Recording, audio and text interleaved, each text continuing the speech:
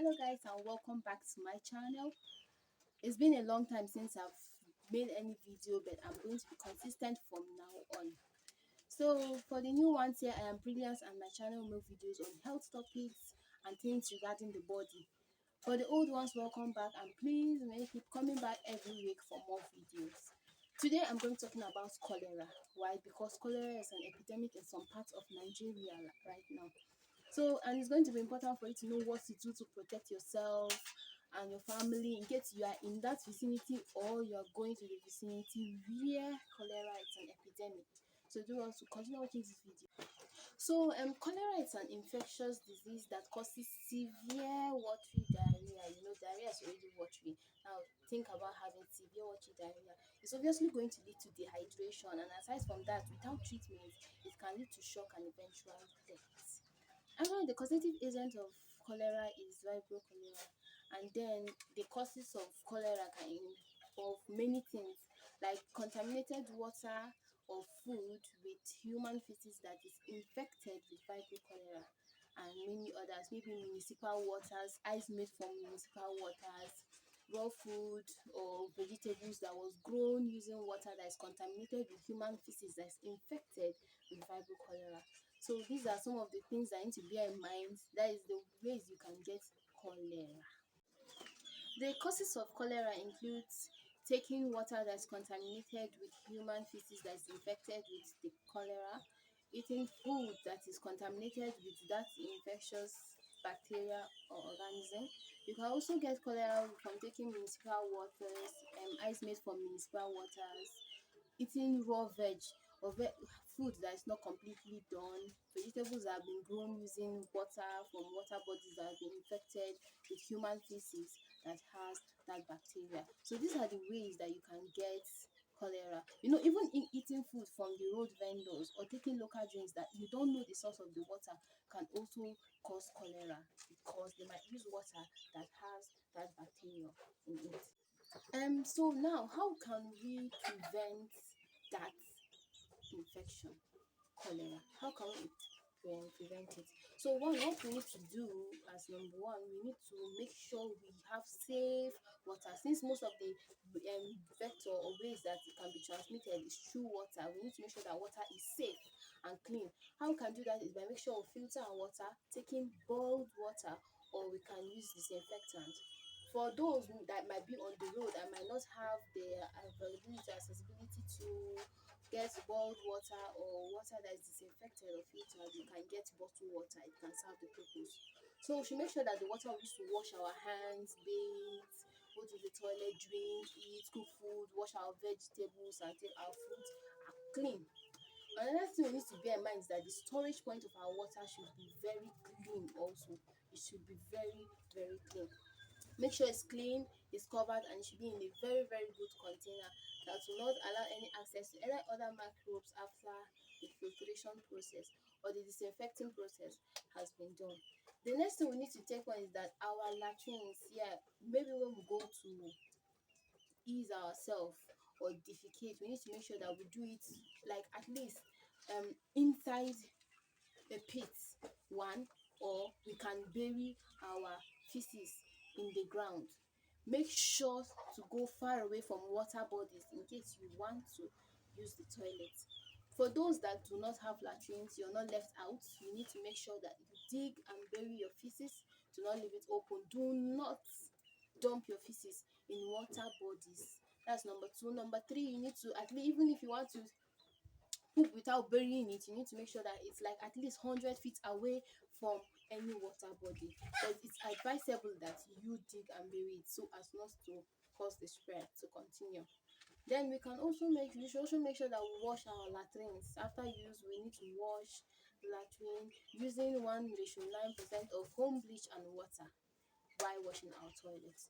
The next point is that we need to wash our hands. We need to wash our hands very well before, during, and after cooking, after cleaning up our baby, after washing the toilet, or after going to the toilet, after doing everything.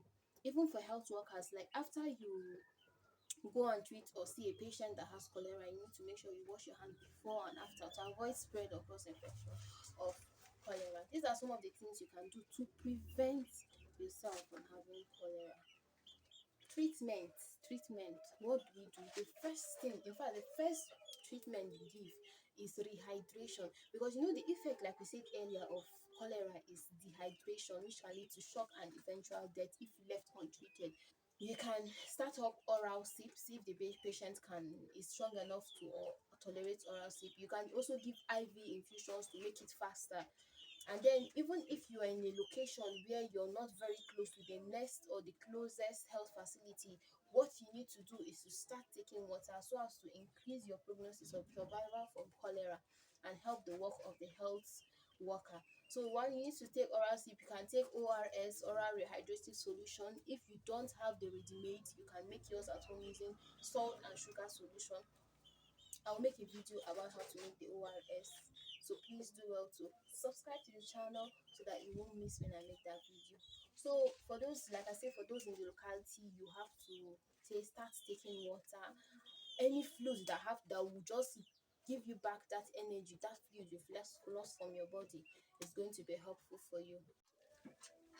The next step, or the next thing that the health worker can do, is to give antibiotics, but it's not really needed. It's not of high importance like rehydration, because in fact the antibiotics can just be used for individuals that have severe diarrhea, not for some or no diarrhea or dehydration, I mean.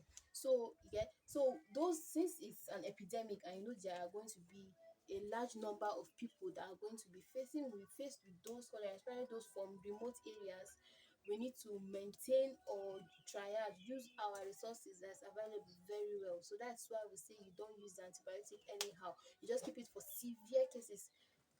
Some of the indications for using antibiotics is, one, maybe there's still a large output of stool from the patient, the and the stool is going on for a long duration, and then the bacteria, there's active bacteria. Advantages of using the antibiotic is that it helps, it's reducing, it kills the bacteria that's in the intestine.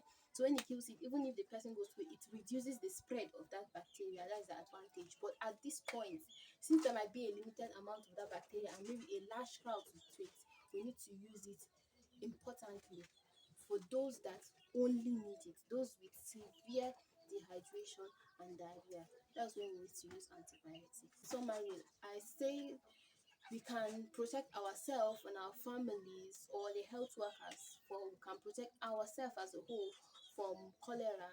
How? Number one, your source of water should be very neat. Environmental sanitation, your kitchen, your toilet, where you bathe, where you cook, everything should be clean. At least at this point of in time where there's an epidemic, you can just put a little bleach and use it to clean your surfaces. There's not going to be harm in that. Avoid food on the road or from food vendors, whether food or local drinks. Avoid them. It's going to help you to reduce the incidence of cholera.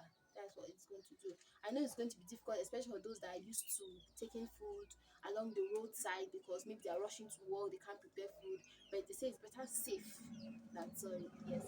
So please do well to avoid food from food vendors, even if avoid raw food. Even if you're not going to avoid raw food, make sure you only take fruits that you wash and peel yourself. And when you're washing, you know what to do. Make sure you use water that is clean, either boiled water, water with antiseptic, with that is disinfectant, sorry, water that is filtered, or bottled water if any of this is not available. Make sure your latrine is very good. Wash it always and keep it clean. Do not poop or do not defecate in water, in a body of water. Who knows what can happen, what they can use that water for? Might end up being a victim of it. Okay, so do not use poop inside water. Give it at least 100 feet distance from the water. Always bury your poop. It's not going to be difficult. You can use something, you just dig it and put your poop in it to avoid the spread of cholera. All this, if we do all this, I know to your greatest ability, you're going to be safe from cholera. Another thing you need to bear in mind is that even if it's not cholera, diarrhea, whatever, as far as it's anything that causes blood loss of fluid, swears, anything that causes loss of fluid, what you need to do as the first aid is to replenish that replenish the fluid. How? Take water, anything you have to take that is liquid that can replenish it, and then start to the nearest health center. We don't know what can happen. So even if we go there and say, okay, it's better just a little treatment, it's safe. What if it becomes harder than that, or it becomes more severe than that? At least you're safe because you're in the health center or in the health facility. So these are some of the things you can do to save yourself from cholera and the rest. So do well to share this video to others, since it's an epidemic. We need it to go wide, and we want people to know how to protect themselves, their family from cholera.